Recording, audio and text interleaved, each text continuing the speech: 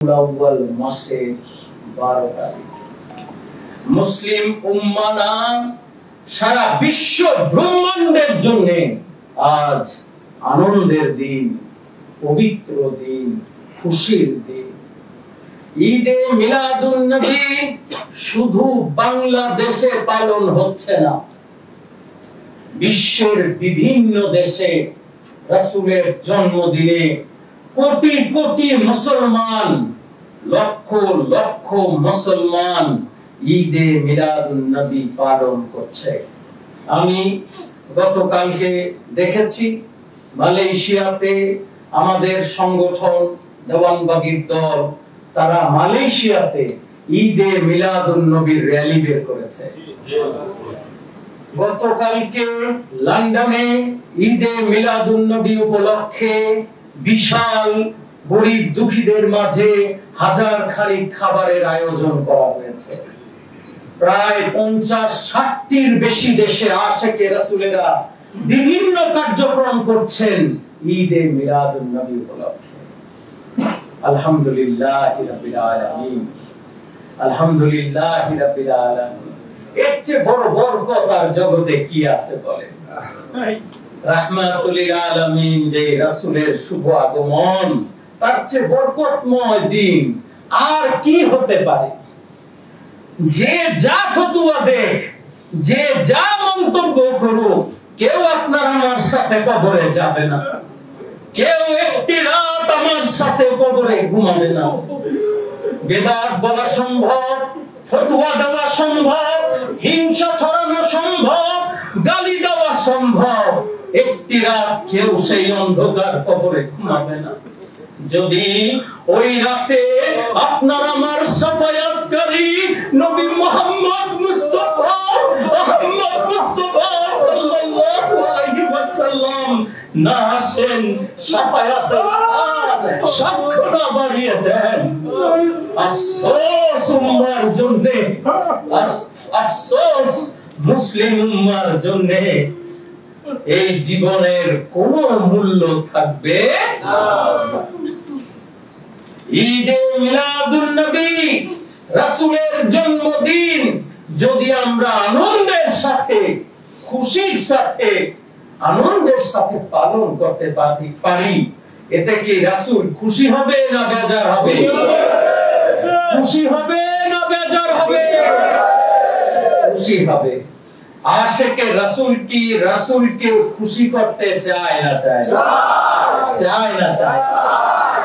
দেখেন আমাদের মুর্শিদ বাবা দেওয়ানবাগী রাহমাতুল্লাহ আলাইহি, তিনি তার 71 বছর জীবন পর্যন্ত তিনি অক্লান্ত পরিশ্রম করেছেন মানুষকে আশিকে রাসূল বানাতে। অন্য যে কোনো তরিকায় আপনি যান, বলবে আপনার তরিকা কি, আপনার পীর কি, তিনি বলবে আমি আটরশির মুরিদ, তিনি বলবে আমি মাইজ ভান্ডারের মুরিদ, তিনি বলবে আমি চন্দ্রপাড়ার মুরিদ, তিনি বলবে সুরেশ্বরের মুরিদ। বাবা দেওয়ানবাগীর মুরিদকে জিজ্ঞেস করে দেখেন আপনার পরিচয় কি, তিনি কি বলবে? কি বলবে? কি বলবে? বাবা দেওয়ানবাগী তার মুরিদকে দেওয়ানবাগীর মুরিদ বলেন নাই, তার মুরিদকে নবী মুহাম্মদ মুস্তাফা আহমদ মুস্তাফা সাল্লাল্লাহু আলাইহি ওয়াসাল্লামের প্রেমিক বলেছেন। তিনি রাসূলকে ভালোবাসার শিক্ষা দিয়েছেন, তিনি রাসূলের চরিত্রে চরিত্রবান হওয়ার শিক্ষা দিয়েছেন, তিনি রাসূলের প্রতি ঈমান আনার শিক্ষা দিয়েছেন, তিনি শিক্ষা দিয়েছেন আপনার আমার শাফায়াতকারী নবী মুহাম্মদ মুস্তাফা আহমদ মুস্তাফা সাল্লাল্লাহু আলাইহি সাল্লামকে অনুসরণের শিক্ষা দিয়েছেন। তার শিক্ষায় আমরা, তারই শিক্ষা ধরে আজ আমরা ঈদে মিলাদুন নবী সাল্লাল্লাহু আলাইহি ওয়াসাল্লাম পালন করছি। কি বলেন? সত্য না মিথ্যা? আমার কথা না, বাবা দেওয়ানবাগী বলেছেন সৃষ্টিকুলের শ্রেষ্ঠ ঈদ রাসূলের জন্ম ঈদ। কেন শ্রেষ্ঠ? কেন শ্রেষ্ঠ? মানুষ যদিও বলে এই ঈদ আবার পাইলাম কোথায়, নাকি কিছু বলে না লোকজন, নাকি এইটা আবার কোন ঈদ? এইটা হইল সবচেয়ে বড় ঈদ।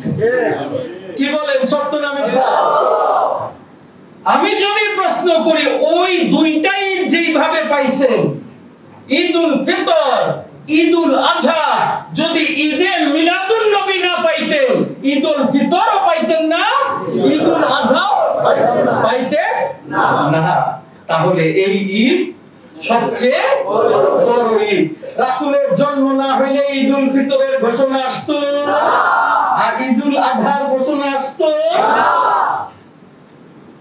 আল্লাহ বলেন, কার বেলায় আল্লাহ শুধু নবী মুহাম্মদ ছাড়া বলেছেন, তুমি যদি আমাকে ভালোবাসতে চাও আমার নবী মুহাম্মদকে অনুসরণ করো। বলে নবী মুহাম্মদ ছাড়া আল্লাহ তাআলা এই কথার কার ব্যাপারে বলেছেন? জগতে কোন মানবের জন্য এই শব্দ মুহাম্মদুল আলামিন ব্যবহার করেছেন? বলতে পারবেন? আর আপনি আমি যদি বলি নবীকে নিয়ে তোমরা বেশি বাড়াবাড়ি করো, সঠিক হবে? কি সঠিক হবে? না। রাসূল সাল্লাল্লাহু আলাইহি ওয়াসাল্লাম বুখারী শরীফে বলেন যে ব্যক্তি তার পিতামাতা, স্ত্রী, সন্তান এবং সকল মানুষের চেয়ে বেশি আমি মুহাম্মদকে বেশি ভালো না বাসবে, সে ব্যক্তি ঈমানদার না। তাহলে রাসূলকে নিয়ে বাড়াবাড়ির শিক্ষা তো রাসূলই দিয়েছেন। কি বলেন, সত্য না মিথ্যা? রাসূলকে নিয়ে বাড়াবাড়ির শিক্ষা কে দিয়েছেন? রাসূল নিজে দিয়েছেন। রাসূল বলেছেন তোমাকে অর্থাৎ মানুষকে ভালোবাসতে হবে নিজের পিতামাতার চেয়ে কাকে বেশি? স্ত্রী সন্তানের চেয়ে কাকে বেশি? দুনিয়ার সব মানুষের চেয়ে কাকে বেশি? কি আলেম ভাইরা বলেন, বুখারী শরীফে হাদিস আছে, সিয়াসিত্তায় হাদিস খানা কমপক্ষে 15 বারের বেশি আছে। দুনিয়ার সকল মানুষের চেয়ে নবী মুহাম্মদ মুস্তাফা আহমদ মুস্তাফা সাল্লাল্লাহু আলাইহি ওয়াসাল্লামকে বেশি ভালোবাসতে হবে, তাহলে সে ঈমানদার। কি বলেন, সত্য না মিথ্যা? আমানতু বিল্লাহি ওয়া মালাইকাতিহি ওয়া কুতুবিহি ওয়া রাসূলিহি ওয়াল ইয়াউমিল আখির, সবার পরে আগে ভালোবাসতে হবে নবী মুহাম্মদ মুস্তাফা আহমদ মুস্তাফা সাল্লাল্লাহু আলাইহি ওয়াসাল্লামকে। কি বলেন, সত্য না মিথ্যা? সত্য না মিথ্যা? নবীর প্রেম না থাকলে ঈমানদার হওয়ার সুযোগ নাই। তাহলে বাড়াবাড়ি শিক্ষা দেওয়ানবাগি একাই দিচ্ছেন, সুন্নিরা একাই করতেছে, নাকি রাসূলই বলছেন আমারে নিয়ে একটু বাড়াবাড়ি করো? কি বলেন, সত্য না মিথ্যা? রাসূল বাড়াবাড়ির ব্যাখ্যাও দিচ্ছেন, কিভাবে আমারে নিয়ে বাড়াবাড়ি করবা ব্যাখ্যা দিচ্ছেন তিনি। কিভাবে বাবা মার চেয়ে বেশি ভালোবাসবা আমারে, তাহলে এটা বাড়াবাড়ি না? হ্যাঁ। তারপরে বলছে স্ত্রী সন্তান যাদের জন্য আমার জীবন, কি বলেন, সন্তানের জন্য জীবন না? রাসূল বলছে তার চেয়ে বাড়াবাড়ি করবা, কি তার চেয়ে বেশি আমারে ভালোবাসবা। কি সত্য না মিথ্যা বলেন? তারপরে রাসূল থামে নাই, বলছে আরো বাড়াবাড়ি শিখাই, এবার সব মানুষের চেয়ে বেশি আমারে ভালোবাসবা। কি রাসূল বাড়াবাড়ি শিক্ষা দেয় না? দিছে না দেয় না? আরে বাড়াবাড়ি করছে দেখেই তো উহুদের প্রান্তরে যখন রাসূলকে হত্যার জন্য কাফেররা চতুর্দিক থেকে ঘিরে ফেলছেন, একদল আনসার এই বাড়াবাড়ি করলে কাফেররা বলল মুহাম্মদ তোমার এইবার পাইছি, চতুর্দিক থেকে তোমার এইবার ঘিরে ফেলছি মুহাম্মদ, তুমি কোথায় যাবা? এইবার আমরা তীর মেরে তোমাকে হত্যা করব। দেখেন না এই আশিকে রাসূলের বাড়াবাড়ি কেমন। একদল আনসার বাড়াবাড়ি শুরু করলেন, বললেন ইয়া রাসূলুল্লাহ, আমার দেহে একখানা রক্ত বিন্দু থাকা পর্যন্ত আপনার গায়ে তীর বিদ্ধ হইতে দিব না। এই সাহাবীরা নিজের সিনাটাকে সামনে এনে রাসূলকে পিছনে নিলেন, তীর আমার গায়ে লাগুক, আমার নবী মুহাম্মদ নিরাপদে থাকুক। একটা একটা করে তীর নিজের বুকে নিলেন, নবী মুহাম্মদের গায়ে একটি তীর বিদ্ধ হইতে দিলেন না। কি বাড়াবাড়ি কি শুধু আমরাই করছি? রাসূলের সাহাবীরা করে না? করছে না করে না? হযরত আলী কাররামুল্লাহ ওয়াজহু রাসূল যখন মক্কা থেকে মদিনায় হিজরত করেন, হিজরতের সময় কাফেররা চতুর্দিক থেকে রাসূলকে ঘিরে ধরলো হত্যা করার জন্য। সত্য না মিথ্যা বলেন? রাসূলের বাড়ি ঘিরে ধরলো, আজ নবী মুহাম্মদকে আমরা যে কোনো মূল্যে হত্যা করব। দেখেন না বাড়াবাড়ি কি জিনিস। আলী কাররামুল্লাহ ওয়াজহু রাসূলের বিছানায় শুয়ে পড়লেন নিশ্চিত মৃত্যু জেনে, যে যদি মারতে হয় আমাকে মারুক, আমার নবী যাতে নিরাপদে মক্কায় পাড়ি দিতে পারে, মদিনায় পাড়ি দিতে পারে। আলী রাদিয়াল্লাহু আনহু রাসূলের বিছানায় নবী মুহাম্মদ সেজে শুয়ে পড়লেন যে নিজের জীবন যাক, কিন্তু আমার নবী মুহাম্মদকে আমি রক্ষা করব। কি এটা বাড়াবাড়ি না? বাড়াবাড়ি না? সাহাবীরা বাড়াবাড়ি করছেন। 1400 বছর আগে রাসূলকে ভালোবেসে শত শত লক্ষ লক্ষ সাহাবী নিজের জীবন দেন নাই? দিছেন না দেন নাই? আর আজকে যদি দেখি রাস্তাঘাটে ঈদে মিলাদুন নবীর বিরুদ্ধে মিছিল চলতেছে, তখন মনে হয় হায় রে মুসলমান, তোমাদের তো দেখেছিলাম ওই ইমাম হোসাইনের মাথা কাটা, বলেছিলাম আসর নামাজের দেরি হয়ে যাচ্ছে, তোমরা সেই মুসলমান যারা নবী মুহাম্মদকে ভালোবাসলে যাদের গায়ে জ্বালা উঠে, নবী মুহাম্মদের প্রেমের কথা বললে যাদের সিনায় জ্বালা উঠে, তারা মুসলমান নামের কলঙ্ক। সত্য না মিথ্যা? সত্য না মিথ্যা? কি হবে তাতে? শকুনের দোয়ায় গরু মরে না, মরে নাকি? মরে। শকুন যদি সারা দিন দোয়াও করে একটা গরু মরবে না।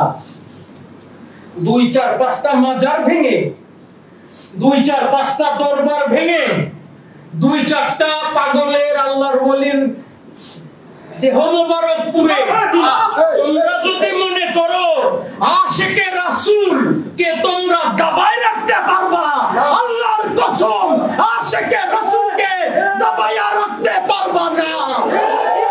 পারবে নাকি? পারবে? পারবে? ইয়া রাসূলুল্লাহ, ইয়া রাসূলুল্লাহ, ইয়া রাসূলুল্লাহ, দাবায় রাখতে পারবে না। দেওয়ানবাগীর গোলাম কুদরতে খোদা এখনো মরে নাই, আছে। আমি জীবিত আছি, এই যুদ্ধ চলবেই, এই মুহাম্মদ ইসলামে গিয়ে যাবেই যাবে। কি বলেন? যাবে না? যাবে না? যাবে না?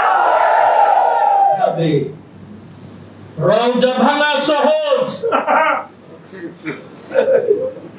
পুড়িয়ে দিতে পারবা এই দেহকে, লাশকে, রওজাকে, দরবারকে, আমার সিনার মুহাব্বতকে পুড়িয়ে দেখাও। আমি দেখতে চাই এই সিনায় নবী মুহাম্মদের যেই প্রেম আছে, বাবা দেওয়ানবাগীর যেই প্রেম আছে, তা একবার পুড়িয়ে দেখাও কত দূর তোমরা পুড়তে পারো। আজ রাসূলের কথা বলে, আজ রাশিকে রাসূল বলাতে গায়ে জ্বালা ধরে যায়। মিলাদুন নবী বললে একদল কান্নাকাটি শুরু করে। আরে বাবা, কত বড় রোনা জানি যেন তা হয়েছে।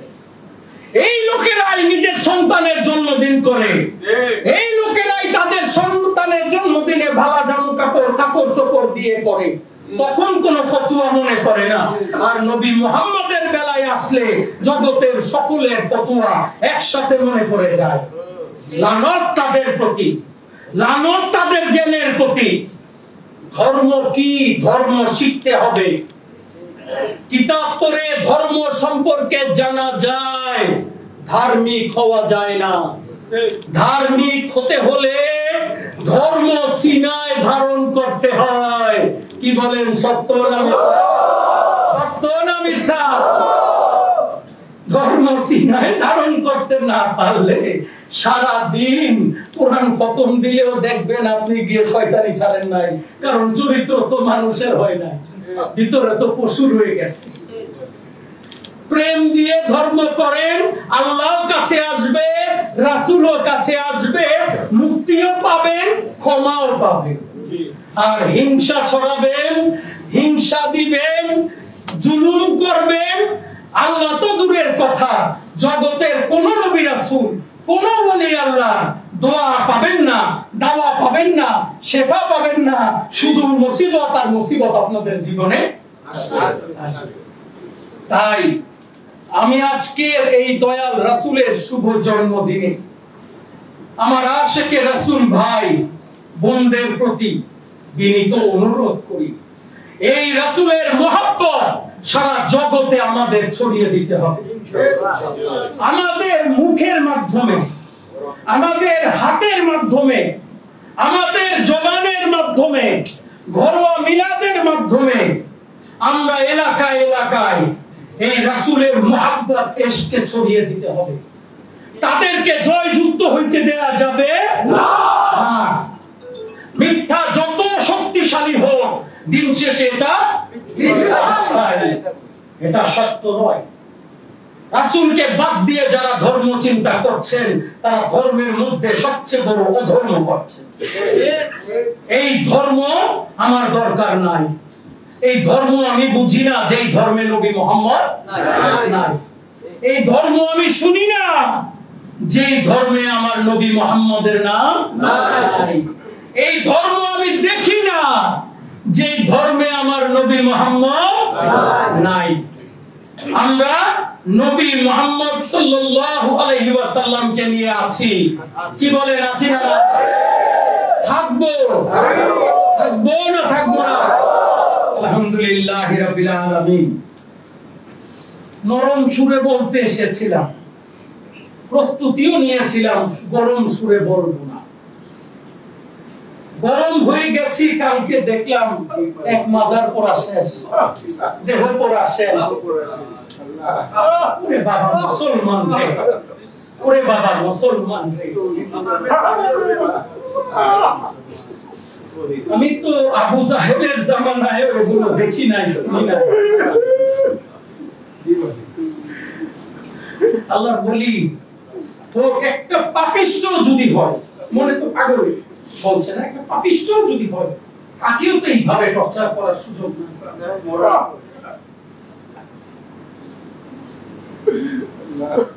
আল্লাহ মাফ করে। গজব মনে হয় তাড়াতাড়ি এইভাবে যদি আল্লাহর ওলিদের অসম্মান হইতে থাকে, আল্লাহর নবীর অসম্মান হইতে থাকে, আল্লাহ বেশি দিন চুপ থাকবে। আল্লাহু আকবার। আল্লাহর কাছে পানা চাই, ক্ষমা চাই, তিনি আমাদের আল্লাহ তার বন্ধুদেরকে পাঠান আমাদেরকে মুক্তির পথ দেখাতে, আর আমরা তাদেরকে অপমান, অপদস্থ, লাঞ্ছনা, নির্যাতন, নিপীড়ন করছি তো করছি, করছি তো করছি, করছি তো করছি। তাদের লাশ ছাড়তেছি না, তাদের মাজার ছাড়তেছি না, তাদের দরবার ছাড়তেছি না। হায় রে, আফসোস লাগে। আল্লাহ আমাদের মাফ করুক। আল্লাহর কাছে মাফ চাওয়া ছাড়া আর কি করব? আল্লাহ আমাদের সবাইকে মাফ করুন।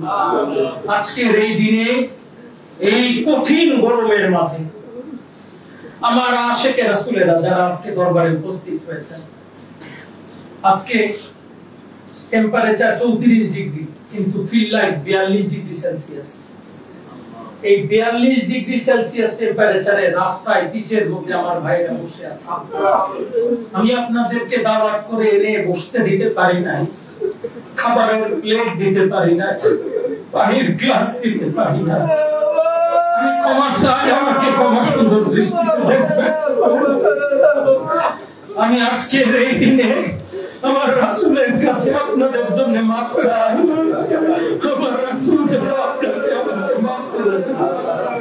নবী মুহাম্মদের শুভ জন্মদিনের ওসিলায় আমাদের গুনাহগুলোকে যাতে মাফ করে দেয়, আমাদের অপরাধগুলোকে যাতে ক্ষমা করে দেয়।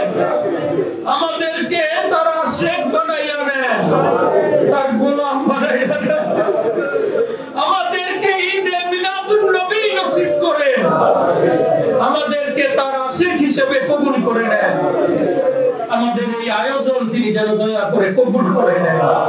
আজকের এই অনুষ্ঠান সাফল্য করতে প্রায় 1 মাস আমার কর্মী ভাইদের খাওয়া নাই, ঘুম নাই, রাত নাই, দিন নাই, পরিশ্রম করতেছে।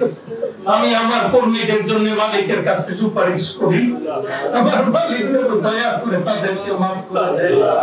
আলেম ভাইরা সকাল থেকে দিনের পর দিন কষ্ট করছেন এই ঈদে মিলাদুন নবীকে বাস্তবায়নের জন্য। আমি আল্লাহর কাছে মাফ চাই, আল্লাহ তাদের গুনাহগুলো কবুল করেন।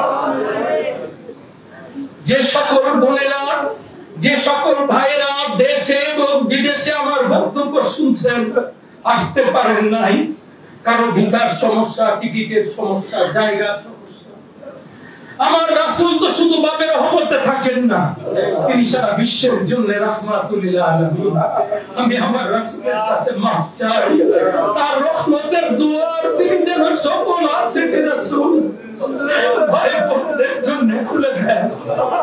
তাদের সবাইকে তিনি যাতে ক্ষমা করে দেন, তাদের সবাইকে তিনি যাতে মাফ করে দেন।